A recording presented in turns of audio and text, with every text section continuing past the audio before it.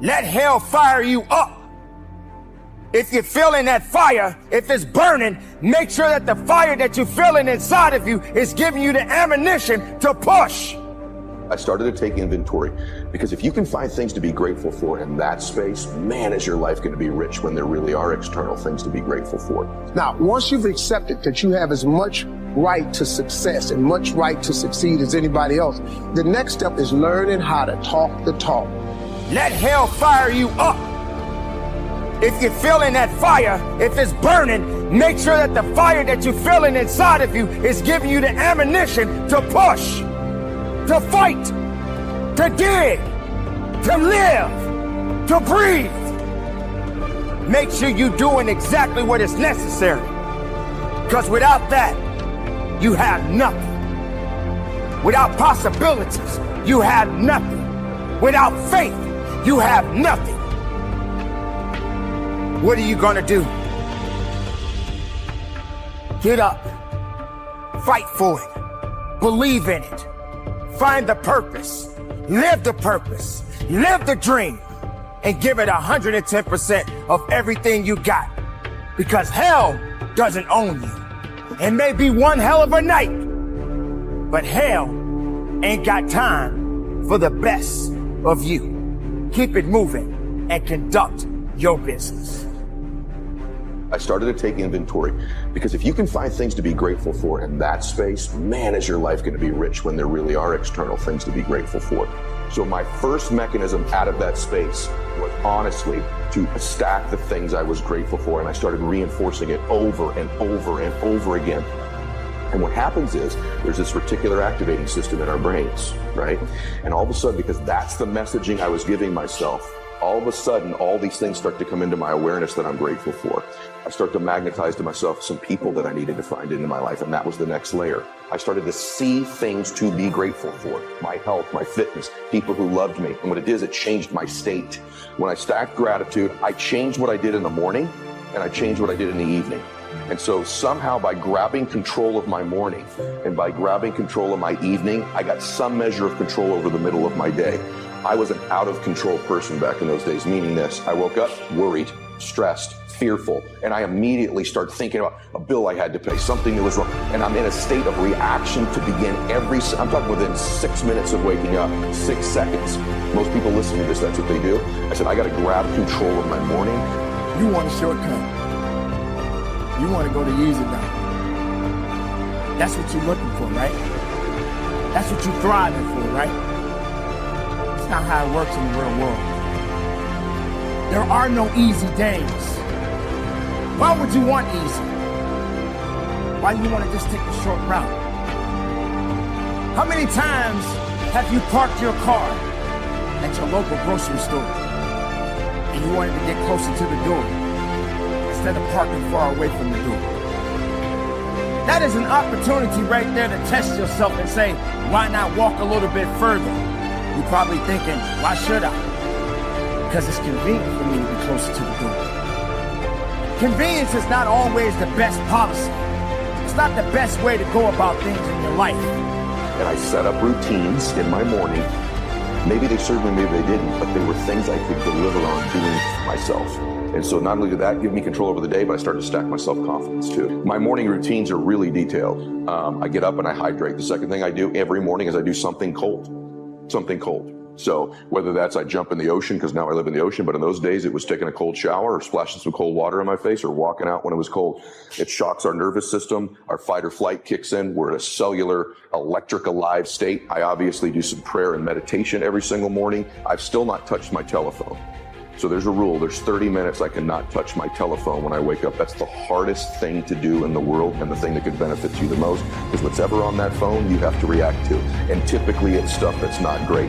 And so I don't touch that. I do my meditation and my prayer, and I do some stretching. I do some breathing exercises. And then at that point, I allow myself to enter the world after I've got my state controlled. And I work out every morning, except for Sundays. I work out every morning. Now, once you've accepted that you have as much right to success and much right to succeed as anybody else, the next step is learning how to talk the talk.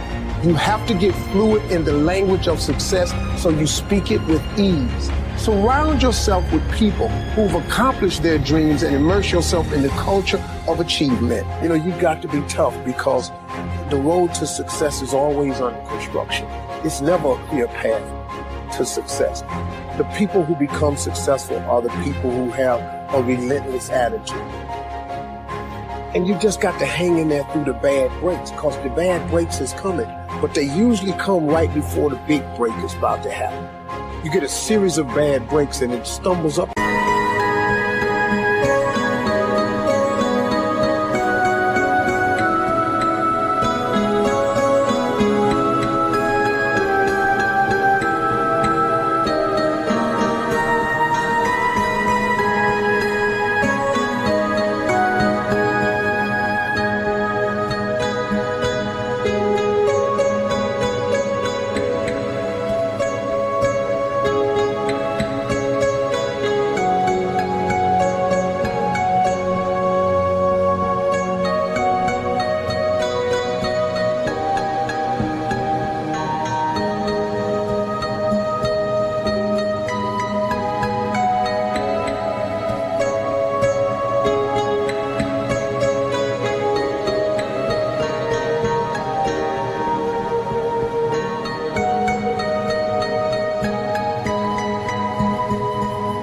A lot of people.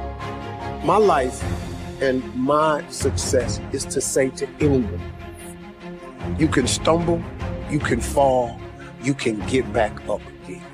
And like I've said before, we each have a gift, but too many people miss out because they refuse to sign the lease on their gift.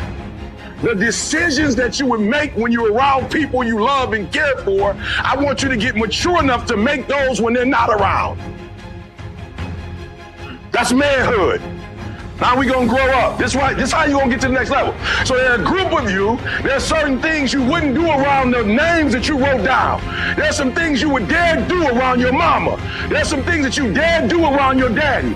There's some things you dare do around your grandma. But when your grandma's not around and you're hanging with your friends, now you're doing some stuff that maybe you don't even want to do. But you're giving up your decision because you want to be affirmed. Nobody knew who Eric Thomas was when I was following the crowd.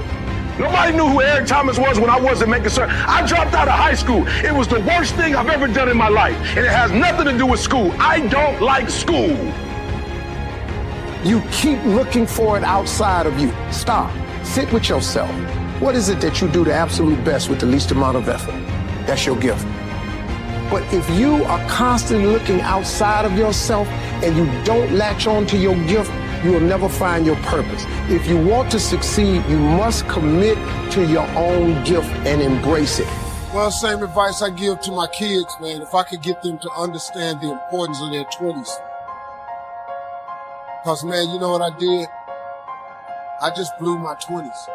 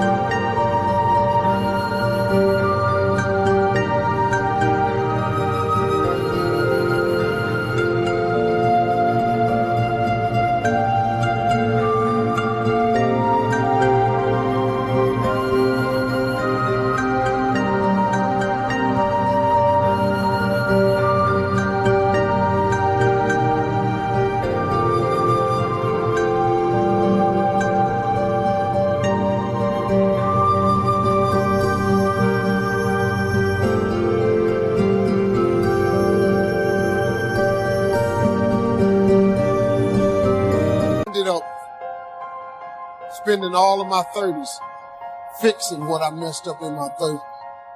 I spent all of my 40s doing what I could have been doing in my 30s. I looked up, man, and I had let too much time slip away. If you could get young people to get their foot on the gas pedal in their 20s, because right now they think going out is everything. What was the worst decision I've ever made to drop out? Why?